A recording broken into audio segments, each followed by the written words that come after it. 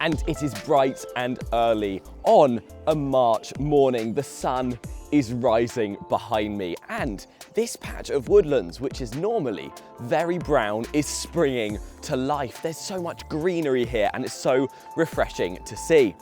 Today, we're going to be doing wildlife photography with a super simple setup. So here I have my Canon 250D and Sigma 150 to 600mm lens. And there's a good reason why I bought it many years ago and I still use it today. So in today's video, it's going to be a vlog, a POV style vlog, relatively simple. I'm going to show you the behind the scenes of all the photos we take, and I will also let you know why I chose this camera setup years ago and still use it.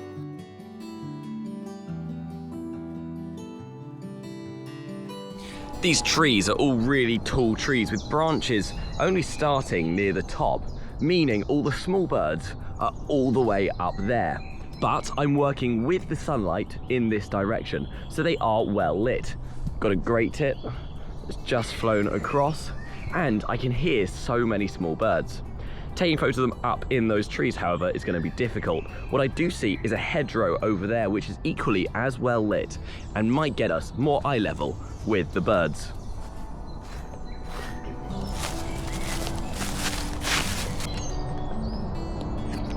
And I have a silhouette of a robin in front of me, so the sun is directly in front of me, and I'm trying to frame this robin so it's a silhouette.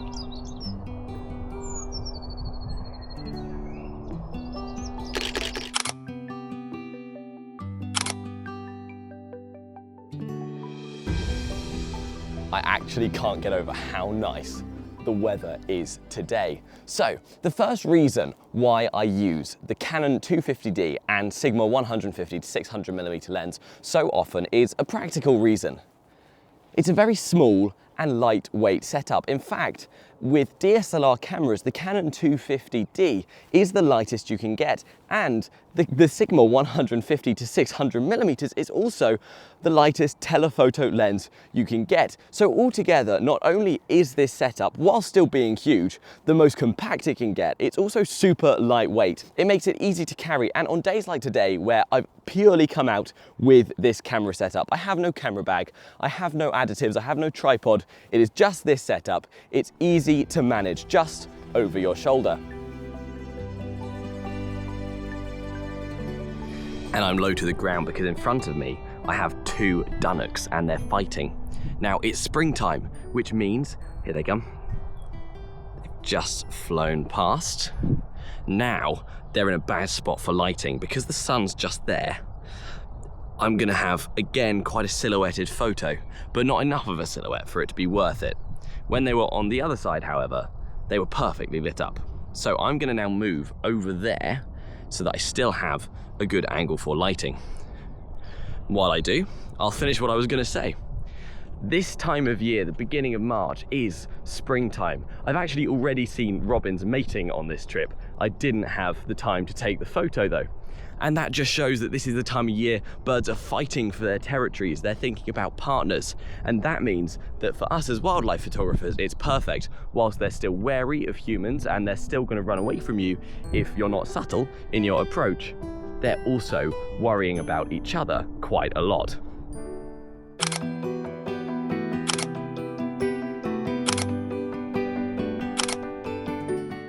And in this field behind me, there's a bunch of cows. Now don't worry, I'm not going to spend hours taking photos of the cows, but this gives me a perfect time to demonstrate one of the things I love about the Canon 250D in particular, and that is this rotating screen.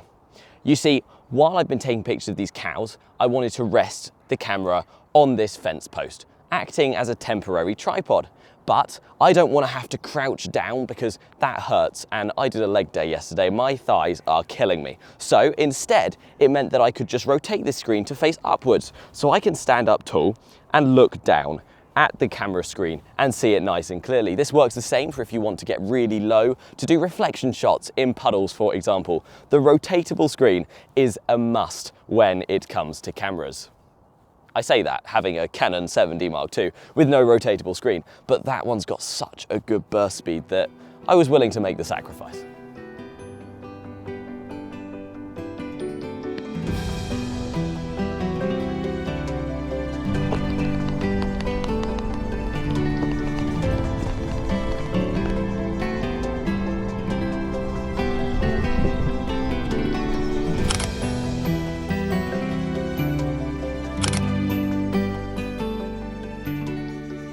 and I just got some photos of Egyptian geese and their goslings, and they're so cute. I love taking pictures of Egyptian geese, and I've got some incredible ones of them and their young. And it takes me back to the first days when I did wildlife photography. I used to go down to the River Thames with my family after school, and I had this tiny little Lumix compact camera. To do it now with better equipment and more experience always brings me a sense of inner joy. And to continue the Egyptian goose saga, there's a couple of them in a tree behind me. Now, seeing geese up trees is always a little bit funny because they don't seem built to be up trees. However, the Egyptian geese, I do believe, nest in the trees and then they come down to the ground once the chicks have hatched.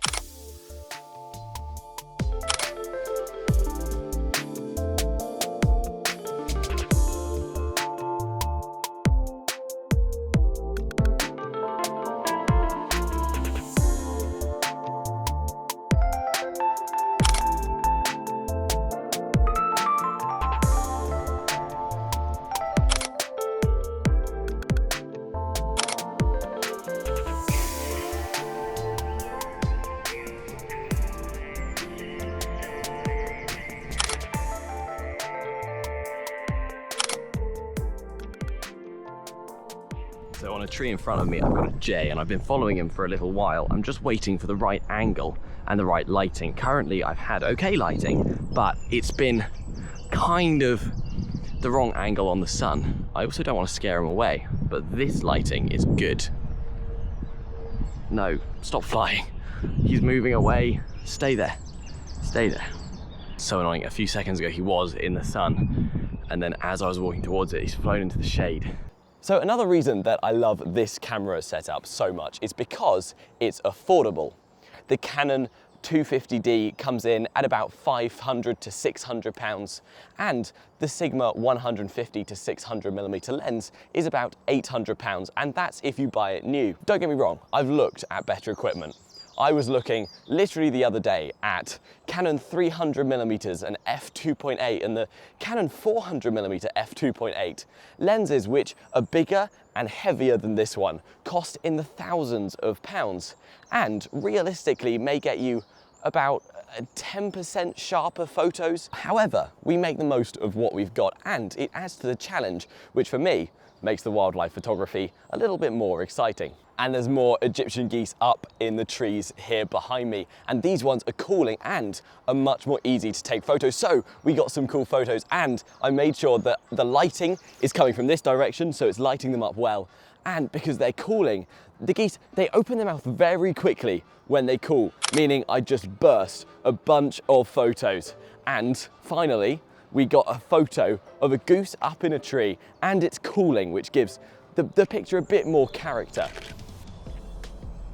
And I'm just crouched here at the side of a canal. And on the other side of the water, there's been a jay, there's been a robin, and I think I saw a goldcrest. There's a bunch of ivy over there, and the birds are kind of hopping into the ivy and then out onto the trees. And I think the jay has just come back. This is my opportunity to get the picture of the jay in the sunlight. I got a picture of him on the floor when he was relatively shaded. I got him in the tree, again, relatively shaded, and my ISO has had to been pushed up. I brought my shutter speed down to 400, which is below the rule of matching your focal length with your shutter speed. But sometimes we got to break the rules to get the photos. So I'm going to crouch here for a little bit longer and see if I can get a jay in the sun.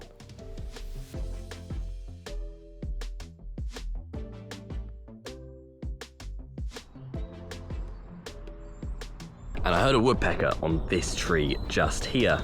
Followed it for a while, and it hopped all the way to the top, and it's a bit too far away. But then on this tree, slightly closer, a couple of ring-necked parakeets came along, and this tree has blossom on the top of it, and then the ring-necked parakeets in the middle, and the sun is kind of hitting them from the side, and they're now together. So I'm going to take a few more pictures.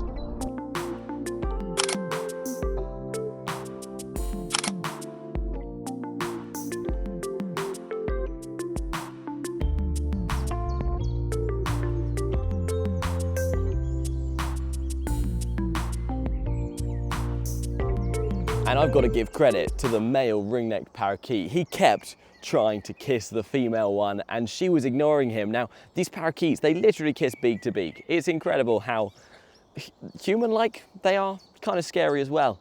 But after, I mean, I've been standing here for a good 15 minutes and after he kept on and kept on trying, he did mate with her. So it was a success. Now on this tree behind me here, I have the goldcrest. It's come back, but it's quite in amongst the kind of ends of this tree. It's a funny tree because it has long straight branches with nothing, but then at the end, the branches almost fan out into these just little clusters.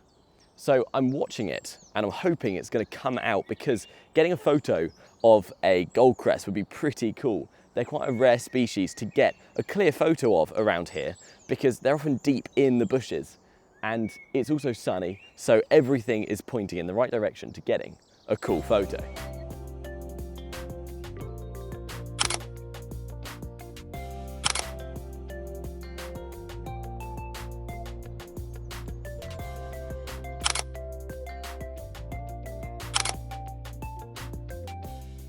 And after quite a lot more waiting, the goldcrest was flying from one side to the other side, coming in and out of the sun, and we did get a photo.